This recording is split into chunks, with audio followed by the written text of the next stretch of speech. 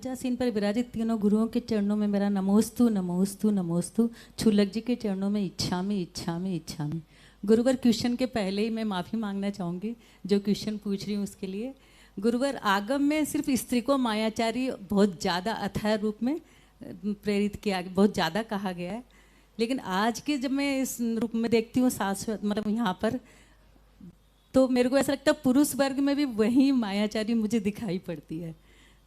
क्या मैं सत्य बोल रही हूँ? देखिए, ऐसा है, कर्म सिद्धांत को अपन बदल नहीं सकते। जो स्त्री वेद है,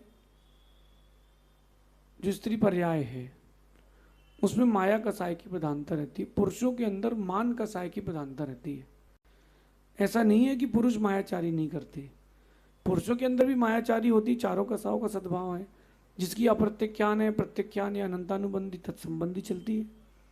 हमारे पास संजुलन कसाय है, उसको अंतर मुहूर्त में हम समाप्त कर लेते हैं, अथवा उदय आता है तो उसके जब परिणाम विकृत होते तो हम वहीं साधना से उसको वहीं ठंडा कर देते। नहीं, अपन को ये नहीं करना, अपन को कसाय नहीं करना। साधक साधक की बात है। पुरुषों के अंदर भी स्त्री की तरह मायाचारी हो सकती है, इसमें कोई बाधा नहीं है। अगर पुरुष भी स्त्री की तरह मायाचारी करते तो उनको स्त्री संज्ञा मिलती है। ऐसा मैं नहीं कह रहा, ऐसा आगम में लिखा है। स्त्री वेद नहीं हो गया उनका, उनको भी स्त्री संज्ञा स्त्री की मायाचारी की अपेक्षा से मिलती है। तो ऐसा कोई नहीं है जो नहीं करता हो। लेकिन कसाय की बात की जाए तो प्रचुरता से जो कसाय रहती है, माया कसाय, वो स्त्रियों में होती है। पुरुषों में जो होती है वो मान कसाय की प्रबलता होती है।